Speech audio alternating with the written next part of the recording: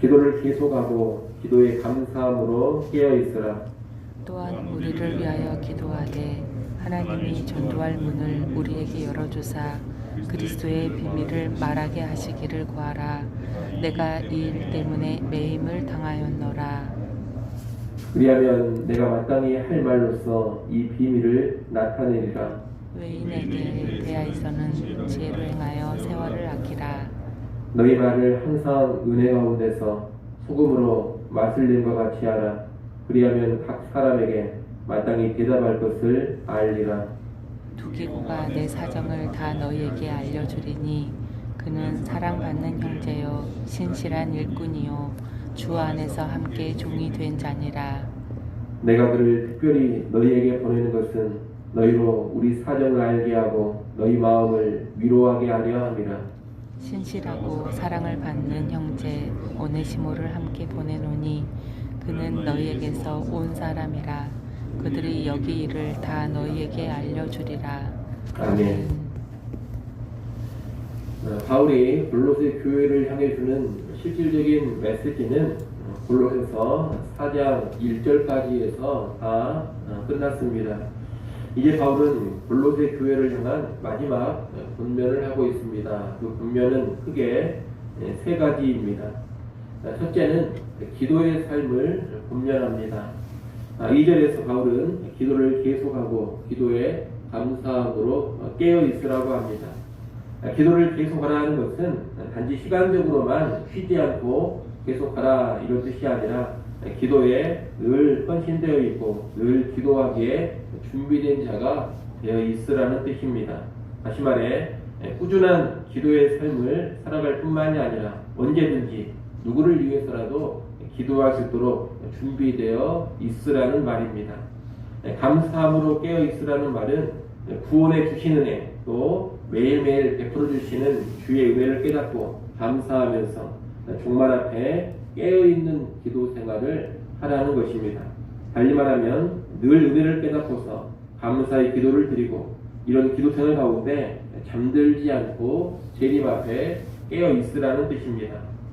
바울이 이렇게 마지막 분면으로 기도를 강조하는 것은 그만큼 기도가 중요하기 때문입니다. 여러분, 기도 없이 하나님의 일들을 감당할 수가 없습니다. 오직 기도해야지만 주의 일을 감당할 수 있는 힘과 능력을 공급받는 것이고 기도해야지만 주의 도우심을 누려갈 수가 있는 겁니다. 또한 기도 없이 결코 우리의 영적 삶이 보호되지 않습니다.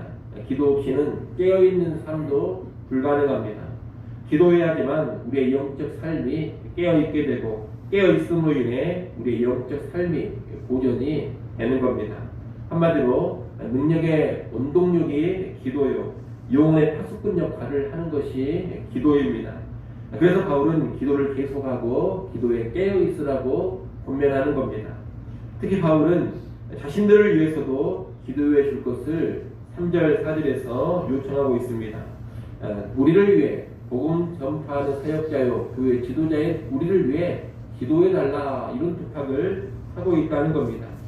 바울이 기도를 부탁하는 것은 다른 이유가 아닙니다. 하나님의 비밀인 예수 그리스도를 기도 가운데서만 온전히 전할 수 있기 때문입니다. 복음 전파가 효과적으로 이루어지는 것도 오직 무엇의 근거에서 가능해지느냐? 기도의 근거에서 가능해진다는 겁니다. 바울은 복음 전하는 일을 하다가 지금 감옥에 갇혀 있습니다. 그런데도 바울은 복음 전하는 일을 포기하지 않습니다. 계속해서 이 복음 전하는 일을 잘 감당할 수 있도록 우리를 위해 기도해달라 그런 부탁을 하고 있는 겁니다. 자기의 편안함, 자기의 안락함보다는 사명에 더 붙잡혀 있는 바울의 모습을 여기서 한번 보게 됩니다. 아울러 바울이 기도를 요청하는 이 모습에서 우리는 하나님의 때만 가만히 기다리고 있는 것이 신자의 바른 태도가 아니라는 것도 알게 됩니다. 모든 것을 하나님이 다 알아서 하시니 가만히 있는 것이 신앙이라면 바울이 굳이 이렇게 기도 부탁을 하지 않았을 겁니다. 또 하나님이 알아서 다 일해 주시니 우리는 가만히 있어도 아무 문제 없다 그러면 우리가 기도할 필요도 없을 겁니다. 분명히 모든 일의 주권자는 하나님이시지만 우리는 기도를 통해서 그 하나님의 일에 적극적으로 동참할 수가 있습니다. 또 하나님은 분명히 우리의 기도 가운데 일을 해 가십니다. 그러기에 우리는 기도를 해야 하는 것입니다. 나를 위해서도 기도해야 되는 것이고 다른 사람들을 위해서도 기도해야 한다는 겁니다.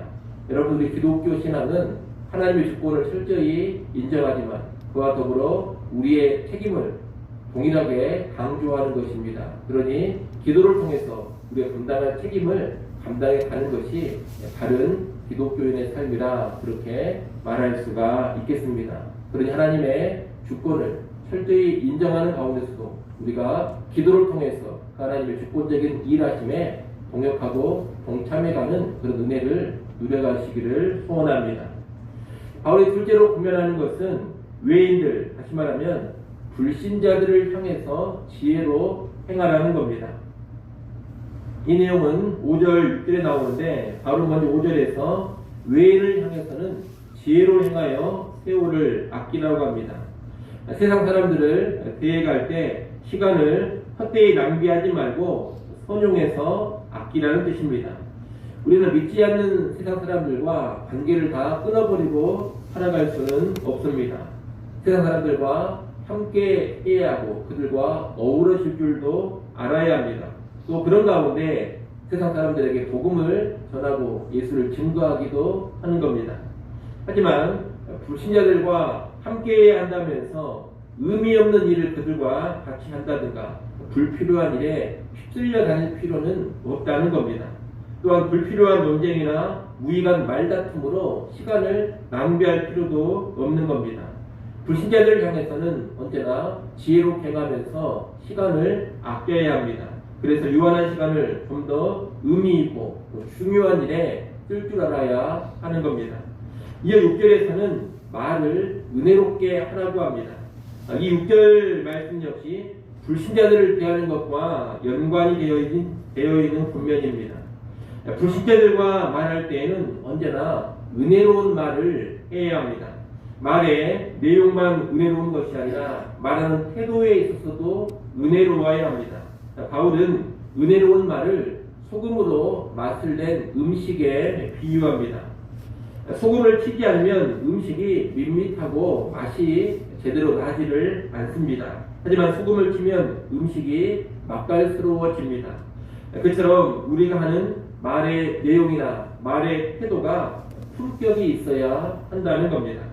이렇게 살아갈 때 우리는 불신자들이 기독교 신앙에 대해서 물어보는 여러 가지 질문들에 대해서 적절히 대답을 할 수 있게 됩니다. 부적절한 오해를 일으키고 복음 전파에 방해가 되는 말이 아닌 오히려 복음 전파에 기여할 수 있는 그런 말들을 하게 된다는 겁니다. 그러니 오늘 우리는 불신자들을 대해갈 때 불필요한 시간의 낭비를 피하면서도 만나 교제하고 대화할 때는 언제나 은혜로운 말을 함으로써 유익이 되도록 해야 하겠습니다. 끝으로 바울은 7절로 9절에서 이 골로새서 편지를 전하는 두기고와 오네시모를 소개하며 그들을 상대하라는 권면을 하고 있습니다. 바울은 골로새 교회에 두기고와 오네시모를 추천합니다. 바울은 이 두 사람 모두를 어떻게 소개하느냐, 신실하고 사랑을 받는 형제다, 그렇게 소개를 하고 있습니다. 바울이 두기고와 오네시모에 대해서 이런 소개를 하는 것은 골로새 교회 성도들이 바울이 보낸 이 두 일꾼들을 잘 맞이해 주기를 바라는 마음에서입니다. 신실한 일꾼들이 너희는 꼭 이들을 상대해 주라는 겁니다. 우리는 바울이 두기고와 오네시모를 소개하는 내용에서 두 가지를 배웁니다. 하나는 바울의 넓은 관심입니다. 여러분, 지금 바울은 감옥에 갇혀 있습니다.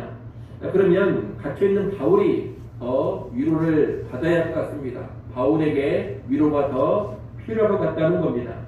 그런데 바울은 오히려 자기 곁에 있는 좋은 일꾼들을 보내서 골로새 교회 성도들을 위로하고 격려를 하고자 합니다.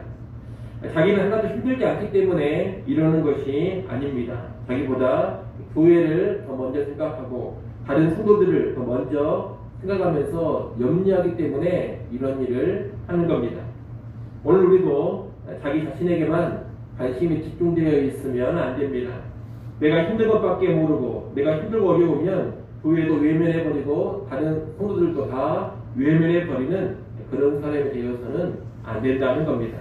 내가 힘들고 어려울 때에도 교회를 돌아보고자 해야 하고, 내가 괴로울 때에도 또 다른 어려움 속에 있는 다른 성도들을 볼 줄을 알아야 합니다. 내가 도움받고 나만 위로받으려고 할 것이 아니라 내가 누구를 도와야 하고 누구를 위로해 줘야 하는가, 언제나 이런 관심에 깨어 있어야 한다는 겁니다. 그래야지만 제대로 된 신자요, 성숙한 신자라고 말할 수가 있을 겁니다. 또 하나 배울 수 있는 것은 동역자들을 귀하게 여기는 바울의 마음입니다.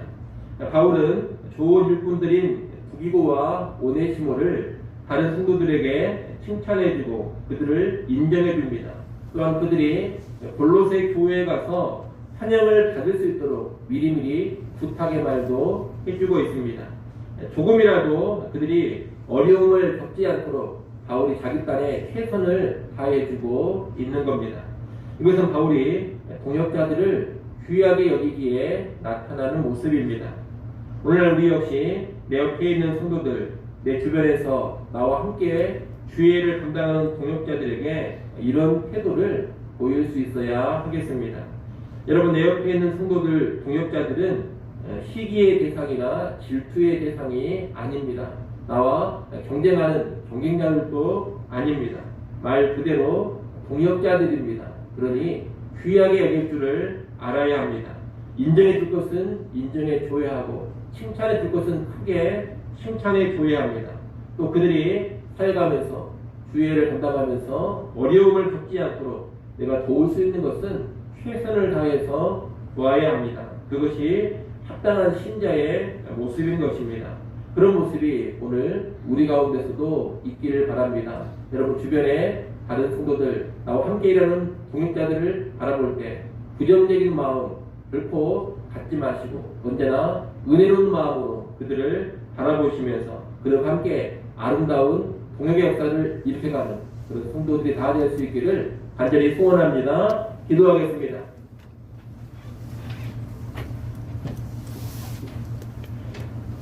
하나님 아버지, 바울이 골로새 교회에 주는 마지막 세 가지 권면을 받습니다. 기도의 삶에 오늘 우리도 철저히 깨어있게 하여 주시옵소서.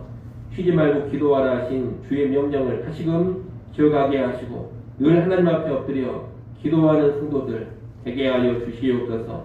불신자들을 향하여서 지혜롭게 행하고 은혜롭게 말할 수 있기를 원합니다. 세상 사람들 함께하는 가운데 불필요한 시간의 허비가 없게 하시고 우리의 말이 은혜를 늘 끼치게 하여 주시옵소서. 또한 주변의 성도들 잘 돌아볼 줄 알게 하시고 나의 어려움과 나의 힘듦 속에서도 주변을 향한 관심, 다른 성도를 향한 관심, 교회를 향한 관심 잃어버리지 않게 하여 주옵소서. 주께서 신실한 동역자들 우리에게 늘 허락하여 주시는데 그 동역자들을 바라볼 때에도 시기와 질투와 경쟁의 마음 버리게 하시고 언제나 귀히 여기며 참여하는 마음으로만 나아가게 하여 주옵소서. 아버지 하나님, 이 시간 하나님 앞에 나와 다시 엎드려 기도합니다. 하늘의 주님을 바라보게 하시고 주의 힘과 주의 능력과 주의 도우심을 구하게 하여 주옵소서. 기도하는 주의 백성들을 긍휼히 여기시고 필요한 것들로 채워주시기를 간절히 바라고 원합니다. 연말연시 보낼 때에도 늘 주님 의식하게 하시고 주님과 동행하며 한 해를 마무리하고 새해를 맞이하게 하여 주옵소서. 예수님의 이름으로 기도드리옵나이다. 아멘.